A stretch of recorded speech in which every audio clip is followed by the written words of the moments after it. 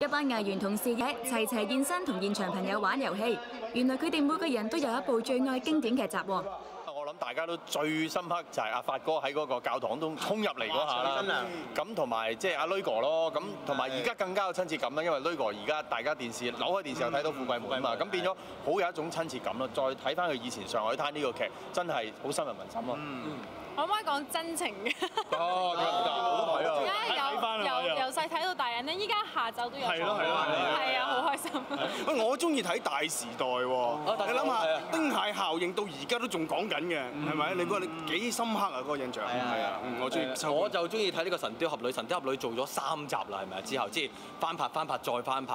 我就會諗起一套叫《無頭東宮》咯，唔知你哋記唔記得咯？呢套其實都係啦，其實我覺得都好多人都有睇有追咯。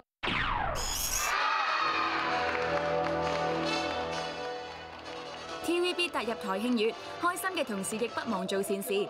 前日家燕姐連同一班港姐以及 TVB 藝員同事一齊出席愛心曲奇暖晚佳揭幕禮嘅義賣日，籌得嘅善款會全數撥捐人際緊急援助基金。其實義賣曲奇嘅活動同 TVB 台慶可以話係息息相關。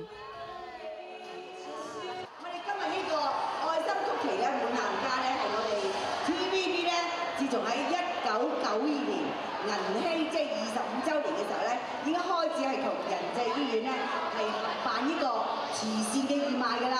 咁時間過得好快喎，咁快18年啦，咁啊雞媽媽都冇老到。我意思即係話咧，18年過得好快，但係大家咧都好踴躍支持。咁希望大家繼續踴躍支持我哋今日嘅義賣活動。應屆港姐第1年參與義賣活動就已經非常落力。去下啲老人院，仲有親善活動啦。咁我哋前嗰幾日其實都為咗呢個活動咧，去咗間小學同啲小學生一齊玩嘅。咁希望趁今次可以做多啲善事啦。